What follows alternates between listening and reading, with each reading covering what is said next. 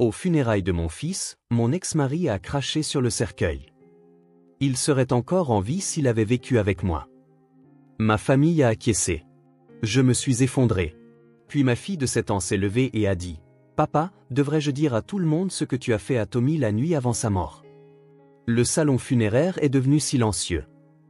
Avant de commencer l'histoire, n'oubliez pas d'aimer et de vous abonner à la chaîne pour voir plus d'histoires comme celle-ci.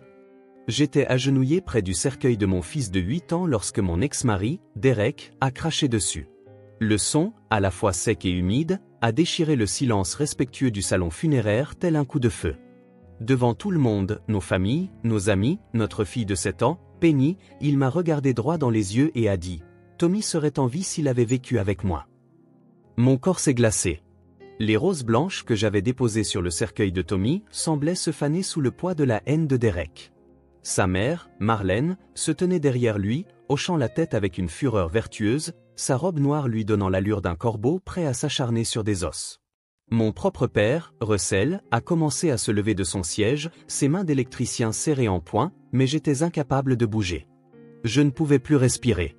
Le directeur des pompes funèbres était devenu blême, sa bouche s'ouvrant et se fermant comme un poisson hors de l'eau, totalement pris au dépourvu par un tel niveau de profanation.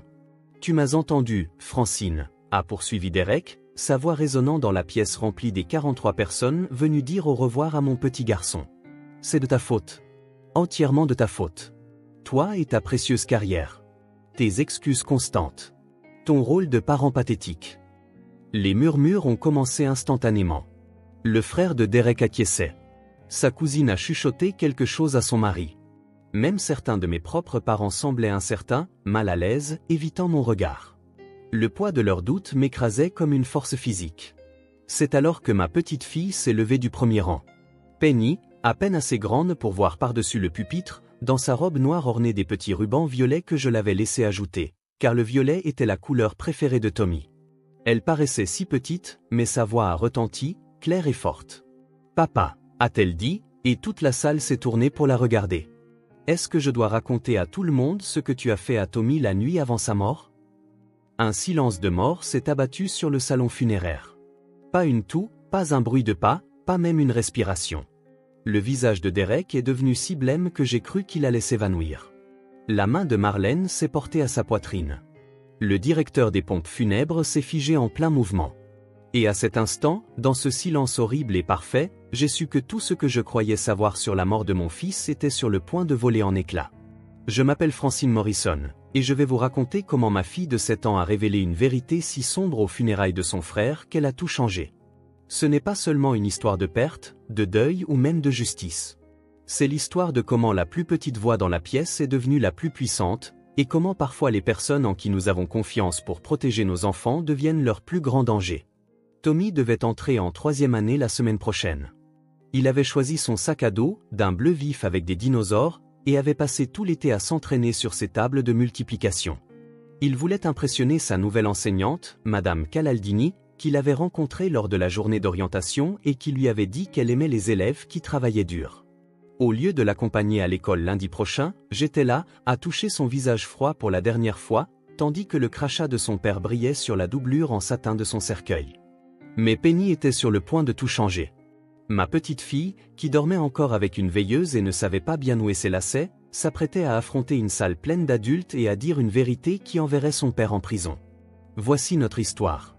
Le matin des funérailles de Tommy, il y avait cette sorte de grisaille qui vous pénètre jusqu'aux os. J'étais debout depuis 3 heures du matin, assise dans sa chambre, serrant contre moi son dinosaure en peluche préféré, un T-Rex vert usé nommé Chompé avec lequel il dormait chaque nuit depuis l'âge de 3 ans. Le dinosaure sentait encore son odeur, cette odeur de petit garçon, mélange de shampoing à la pomme et de terre de cour de récréation, que j'aurais tout donné pour pouvoir mettre en bouteille et garder pour toujours. Tommy était parti depuis 5 jours. 5 jours depuis l'accident qui n'aurait jamais dû se produire. 5 jours que ma fille Penny demandait quand son frère allait rentrer à la maison. 5 jours à recevoir les appels de Derek, chacun plus venimeux que le précédent. Il m'avait traité de meurtrière. Il avait dit que j'avais tué notre fils par ma négligence. Il avait menacé de s'assurer que tout le monde sache quel genre de mère j'étais vraiment. « Francine, ma chérie, il est temps », a dit doucement mon père Russell depuis le seuil de la porte. Il avait été mon roc à travers toutes les épreuves, Le divorce il y a 2 ans, la bataille pour la garde qui a suivi, et maintenant, cette perte inimaginable.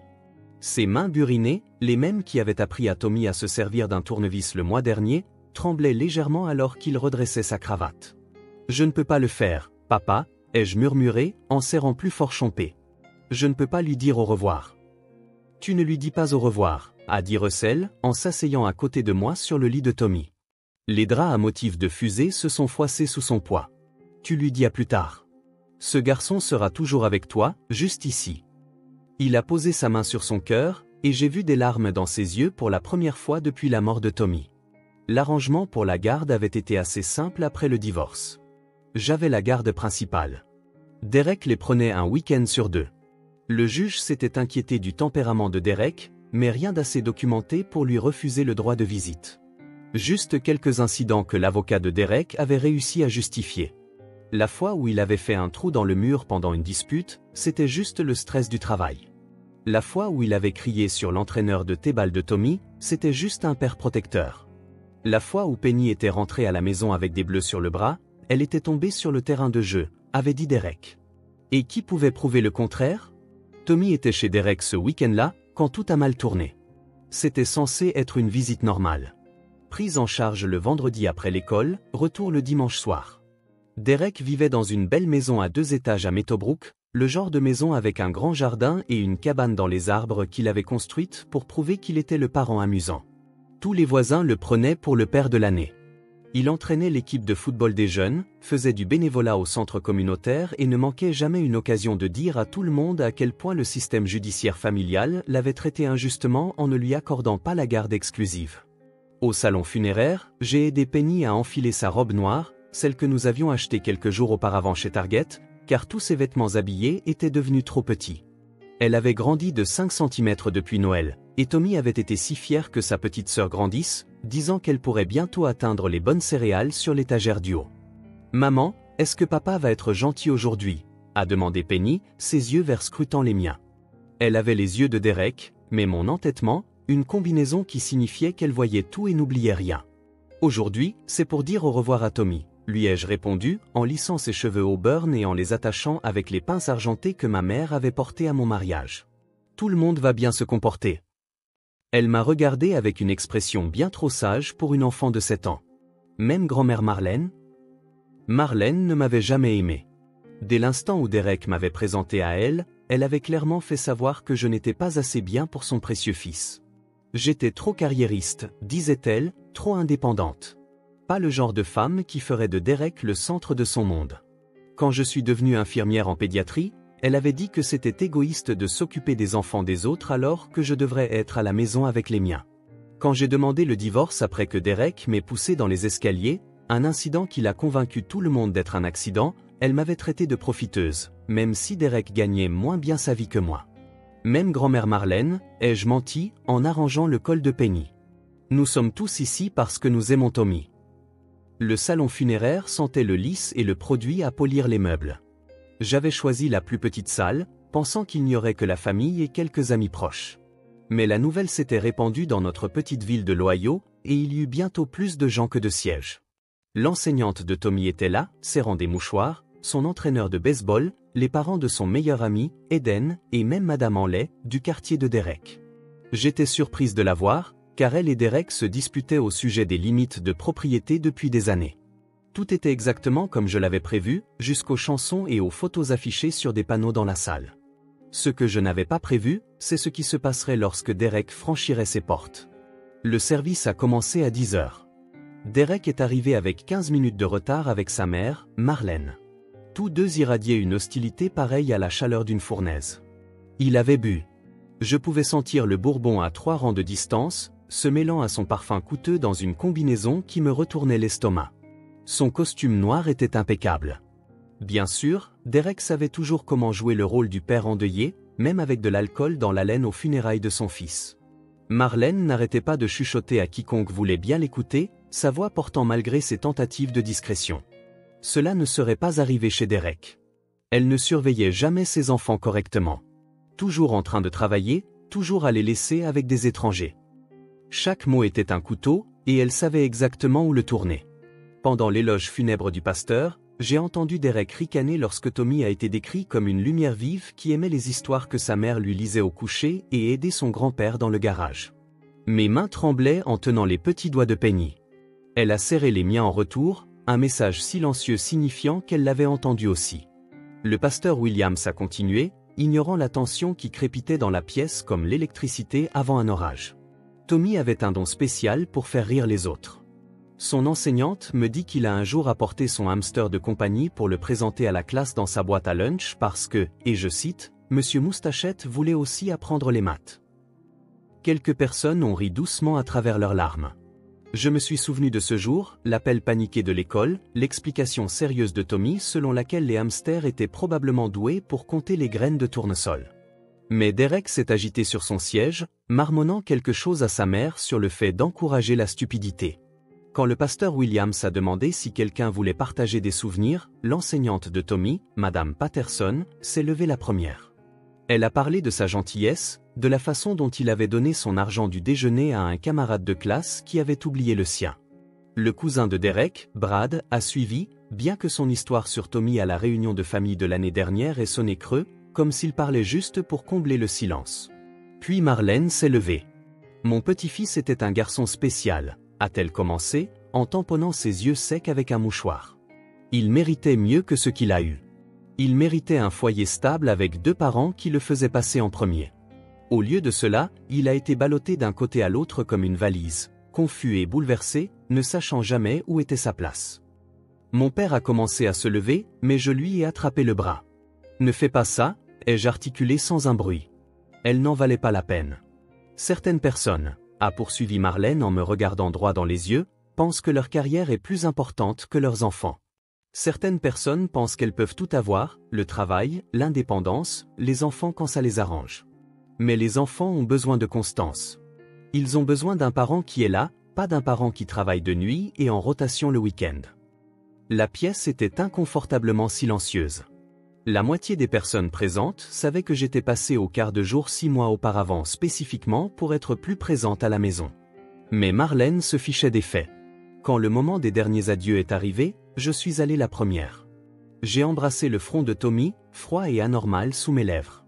J'ai murmuré que je l'aimais, que j'étais désolé de ne pas avoir été là quand il avait le plus besoin de moi.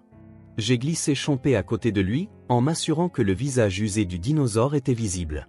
Tommy aurait voulu avoir son copain avec lui. Puis Derek s'est approché. « Bouge », a-t-il ordonné, sans même me regarder. Je me suis écarté, entraînant Penny avec moi. Elle s'est pressée contre ma jambe, tremblant légèrement. Derek est resté un long moment devant le cercueil.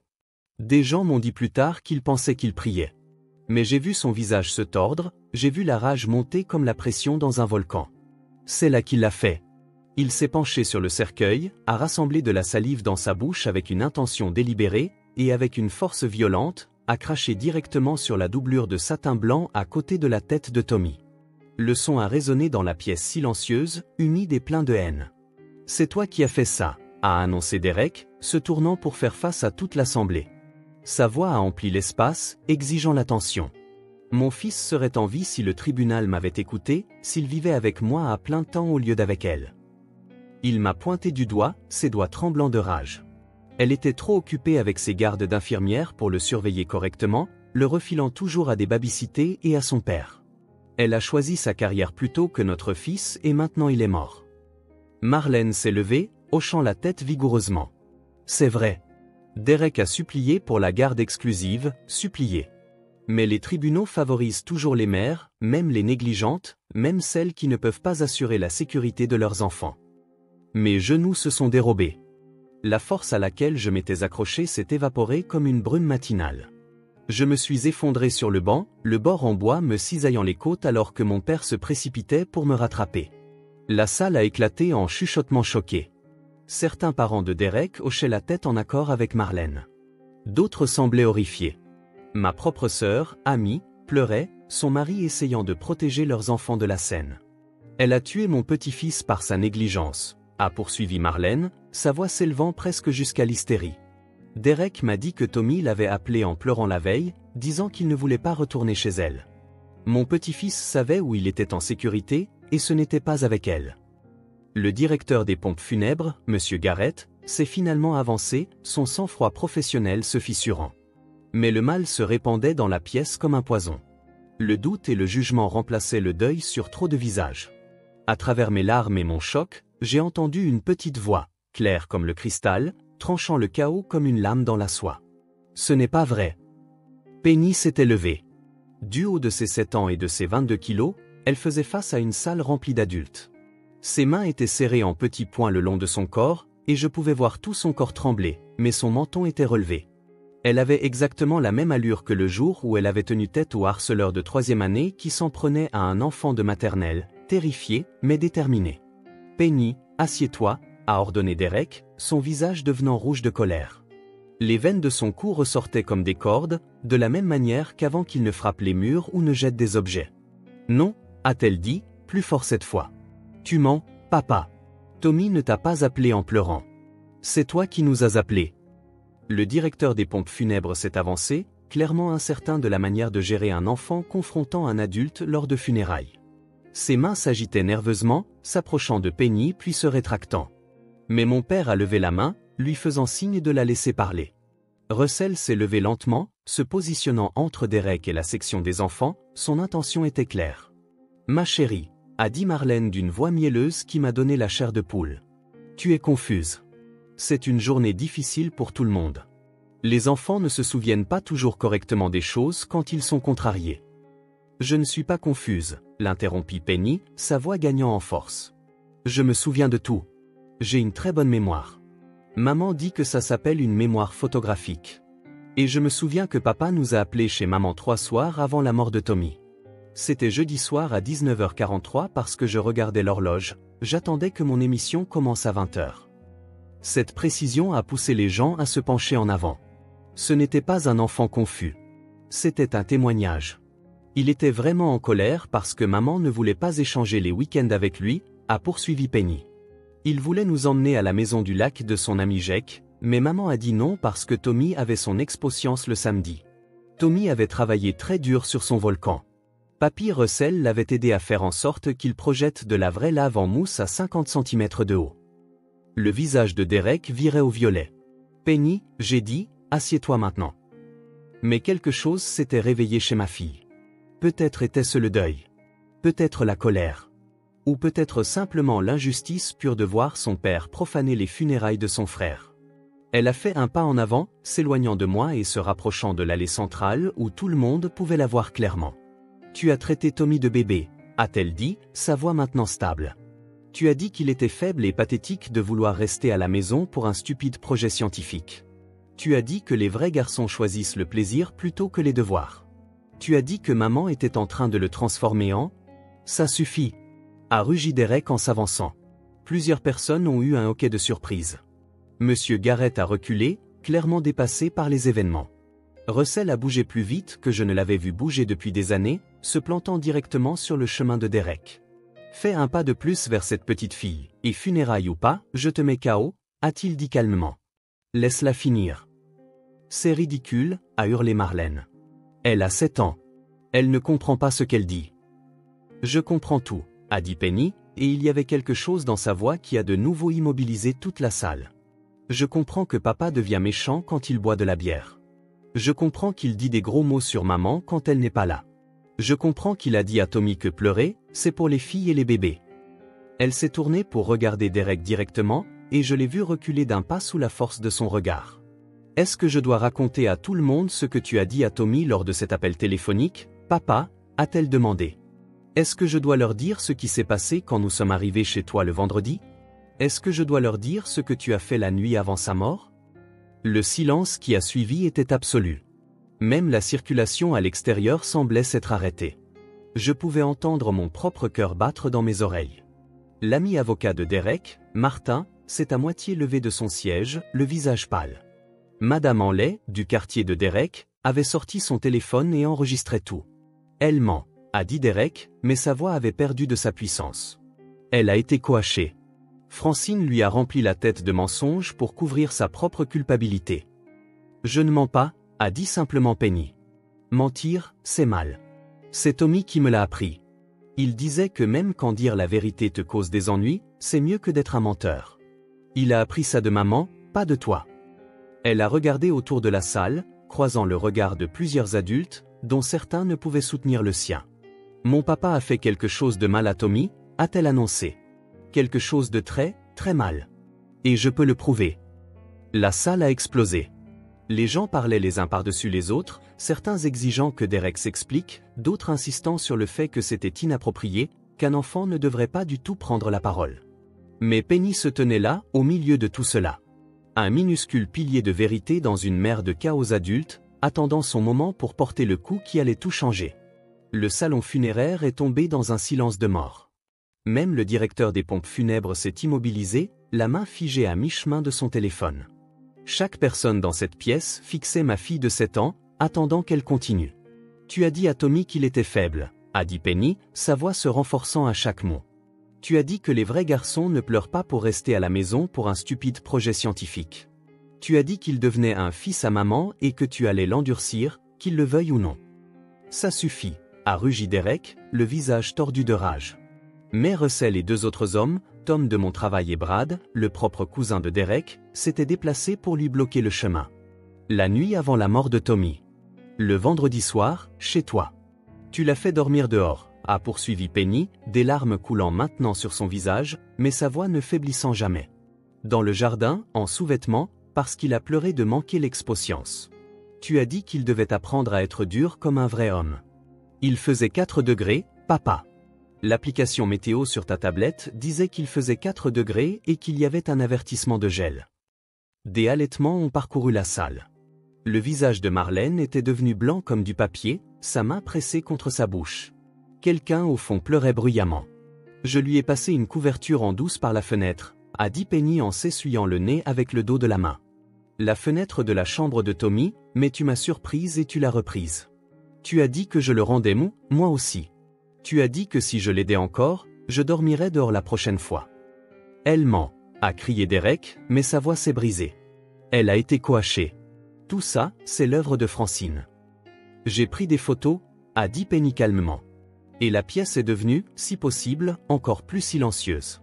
Sur la tablette que tu m'as donnée pour Noël, la rose avec la coque licorne. J'ai pris des photos de Tommy dehors, en train de pleurer, juste avec son slip Spider-Man. Il avait les lèvres bleues, papa. Ses lèvres étaient bleues et il tremblait de tout son corps. Madame Anlay s'est levée de son siège au fond. Elle dit la vérité. L'enfant est venu à ma porte arrière à 6 heures du matin, le samedi. Elle m'a montré les photos. Elle m'a montré des vidéos.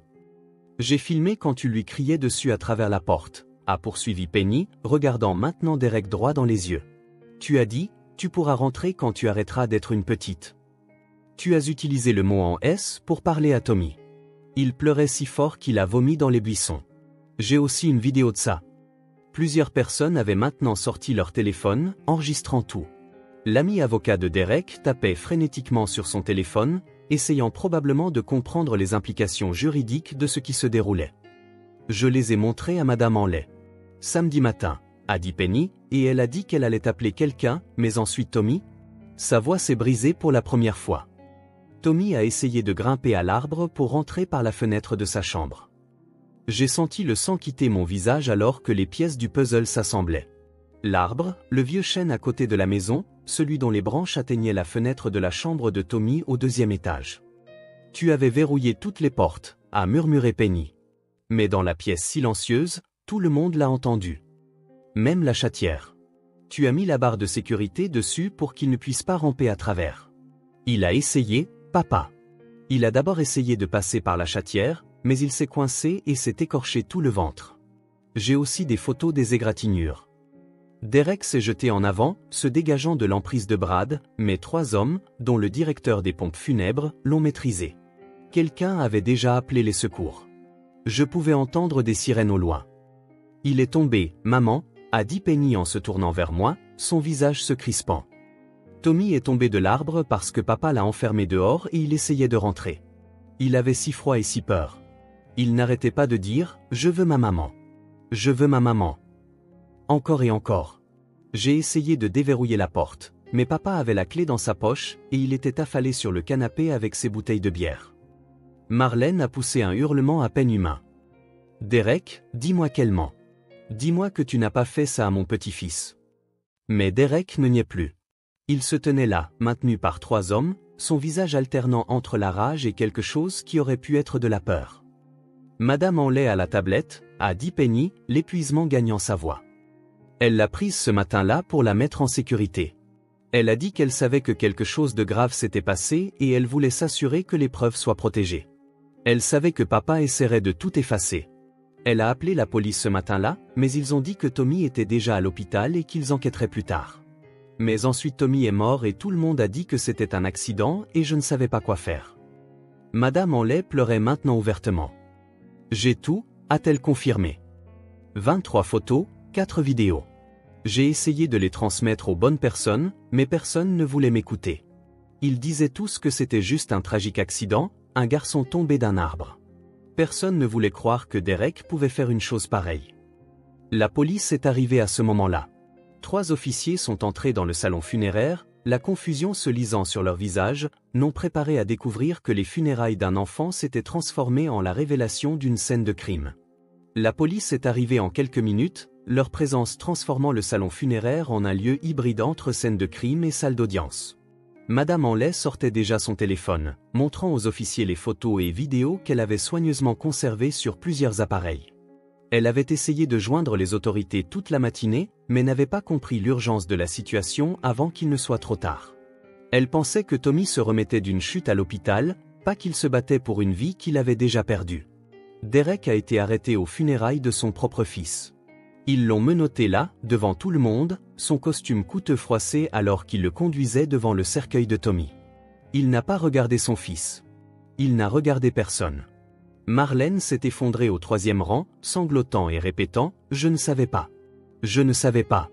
Oh mon Dieu, je ne savais pas. » Nous avons dû reporter l'enterrement. Le médecin légiste devait réexaminer le cas de Tommy avec ses nouvelles preuves. Mais quand nous avons finalement mis Tommy en terre 3 jours plus tard, c'était paisible.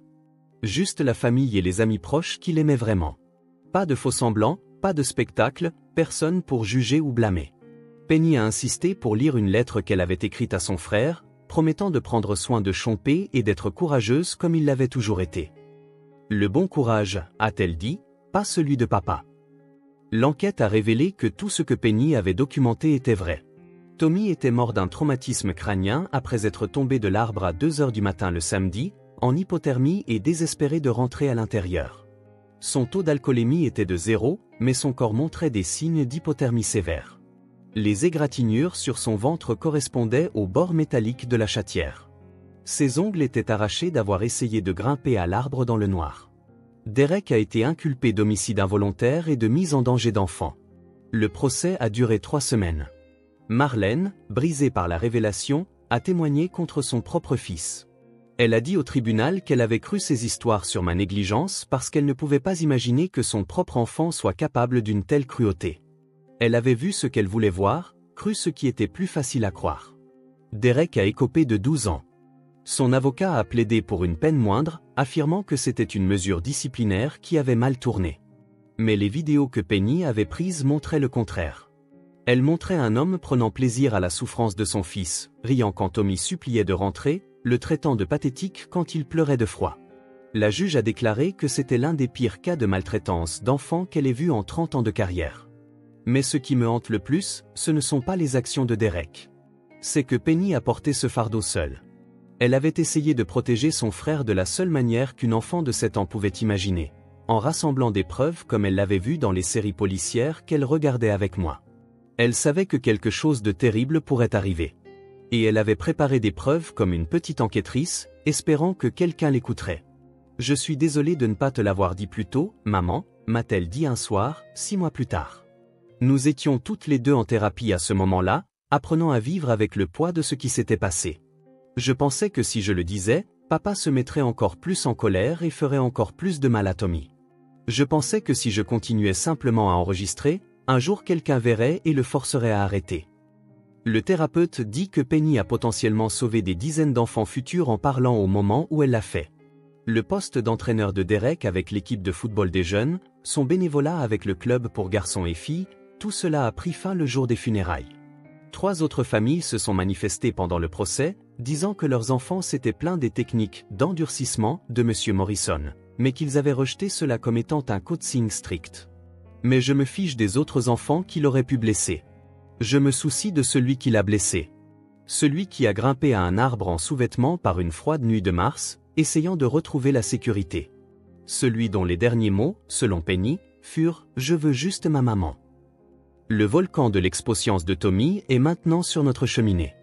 Il n'a jamais pu le présenter, mais Russell s'est assuré qu'il fonctionne toujours. Une fois par semaine, Penny et moi le faisons entrer en éruption, regardant la lave en mousse jaillir exactement comme Tommy voulait le montrer à sa classe. À côté, Chompé veille, ainsi que la photo préférée de Tommy, nous trois à la plage l'été dernier, construisant des châteaux de sable, en sécurité, au chaud et ensemble. La vérité ne vous libère pas toujours. Parfois, elle ne fait que déplacer les barreaux de la prison d'une personne à une autre. Mais au moins, maintenant, la bonne personne est derrière eux. Et ma courageuse petite fille, elle s'exprime maintenant chaque fois que quelque chose ne lui semble pas juste. Elle a appris trop jeune que le silence peut être mortel. Mais elle a aussi appris que même la plus petite voix peut briser les plus grands mensonges. Tommy serait fier de sa petite sœur. Je sais que je le suis. Elle a sauvé d'autres enfants de la cruauté de son père. Même si elle n'a pas pu sauver son frère. C'est un fardeau qu'aucun enfant ne devrait porter. Mais elle le porte avec une grâce qui dépasse son âge. Si cette histoire a touché votre cœur ou vous a ouvert les yeux sur les signes de maltraitance des enfants, veuillez aimer cette vidéo et la partager avec d'autres qui ont besoin de l'entendre. Votre partage pourrait aider quelqu'un à reconnaître les signes avant-coureurs et à sauver un enfant. Veuillez commenter ci-dessous avec vos réflexions. Chaque histoire partagée aide à la sensibilisation. Et n'oubliez pas de vous abonner à notre chaîne pour plus d'histoires puissantes et réelles qui comptent. Ensemble, nous pouvons nous assurer qu'aucun enfant ne souffre en silence.